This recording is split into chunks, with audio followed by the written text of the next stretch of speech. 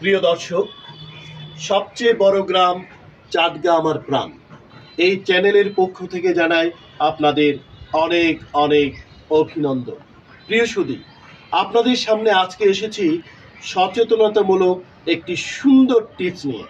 আমার, আপনার বা অন্যের ছেলে ম্যাট্রিকে পড়ে বা ইন্টারমিডিয়েট বা ডিগ্রিতে পড়ছে, এই ধরনের ছেলেকে ওরা কিন্তু বায়না ধরে যে বাবা আমাকে একটা বাইক কিনে দাও।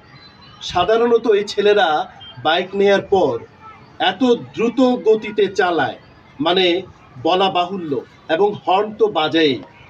এই ছেলেরা যখন দ্রুত চালায়, ডানে বামে কোনো কিছু দেখে না এবং এইভাবে সাপের মতো খেলতে থাকে, যে কোনো মুহূর্তে দুর্ঘটনা ঘটতে পারে। প্রিয় দর্শক, আপনার ছেলেটিকে যে আপনি শখ করে বাইকটি কিনে দিয়েছেন, আপনি কি আদৌ জানেন ছেলেটি ভালো করে বাইক চালায় কিনা এবং কিভাবে চালায়? এবং তারা হেলমেট ছাড়া একজন না, দুইজন, তিনজন, চারজন পর্যন্ত বাইকে করে দূর দূরান্তে চলে যাচ্ছে। এটি কি, প্রিয় দর্শক, ঠিক? মোটেও ঠিক না। যে কোনো সময় বড় ধরনের দুর্ঘটনা ঘটতে পারে এবং তারা এত বড় বড় সাউন্ডের হর্ন বাজায় যাতে করে আশেপাশের লোকজনের খুব ব্যাঘাত ঘটে। তখন সাধারণ জনগণ বলে, দেখো মাম্মি ড্যাডির ছেলে মেয়ে কিভাবে বাইক চালায়, এরা তো এইভাবেই মরে। প্রিয় সুধী, এই ব্যাপারে আপনারা সচেতন থাকুন।